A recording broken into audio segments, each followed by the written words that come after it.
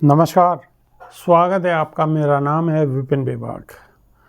कांग्रेस नेता राहुल गांधी भारत जोड़ो न्याय यात्रा लेकर मध्य प्रदेश पहुंच चुके हैं।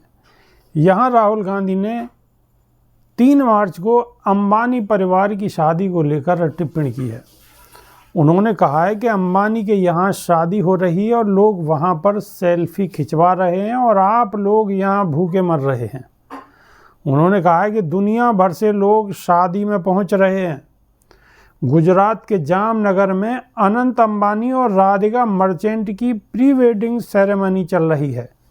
ग्वालियर में लोगों को संबोधित करते हुए राहुल गांधी ने कहा है कि अब राहुल गांधी जो बोल रहा है वो कैसे दिखा सकते हैं।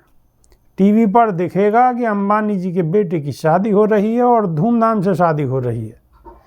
दुनिया भर से लोग आ रहे हैं, सेल्फी ली जा रही है और आप लोग यहाँ पर भूखे मर रहे हैं। दरअसल राहुल का हमेशा से यह आरोप रहा है कि मीडिया में उनके बयानों को जगह नहीं दी जाती है और ये आप लोग भी बेहतर तरीके से जानते हैं कि कितनी उनके बयानों को जगह दी जाती है। ग्वालियर में भारत जोड़ो न्याय यात्रा लेकर पहुंचे राहुल ने यहाँ पर भी यही बात दोहराई है। राहुल गांधी ने कहा कि भारत जोड़ो यात्रा के बाद हमने भारत जोड़ो न्याय यात्रा शुरू की। इस यात्रा में हमने न्याय शब्द जोड़ा है। हमने न्याय शब्द इसलिए जोड़ा है क्योंकि देश में जो नफरत फैल रही है उसका कारण अन्याय है। राहुल ने देश में फैली बेरोजगारी के मुद्दे पर सरकार को घेरते हुए कहा है कि इस समय देश में 40 साल में सबसे ज़्यादा बेरोजगारी है क्योंकि प्रधानमंत्री नरेंद्र मोदी ने जीएसटी और नोटबंदी कर छोटे उद्योगों को ख़त्म ही कर दिया है। ग्वालियर में एक बार फिर से राहुल ने जातिगत जनगणना की बात दोहराई है।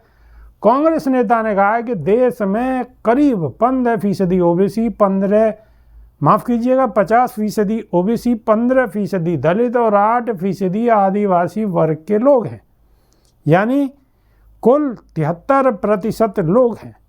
उन्होंने कहा कि आपको देश की बड़ी बड़ी कंपनियों के मैनेजमेंट में एक भी ओबीसी, दलित और आदिवासी वर्ग का व्यक्ति नहीं मिलेगा। हमने जातिगत जनगणना की बात की तो नरेंद्र मोदी कहते हैं कि देश में सिर्फ 2 जाति हैं, अमीर है और गरीब है।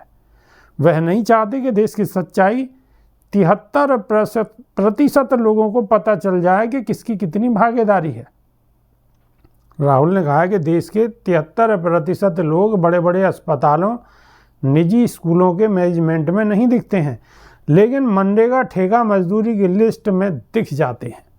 अगर ये 73% लोग मनरेगा ठेका मजदूरों की लिस्ट में दिख सकते हैं तो ये लोग बड़े बड़े अस्पतालों, निजी स्कूलों और कंपनियों के मैनेजमेंट में क्यों नहीं।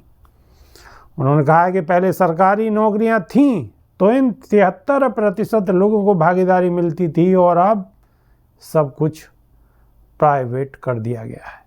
अभी के लिए सिर्फ इतना ही। नमस्कार।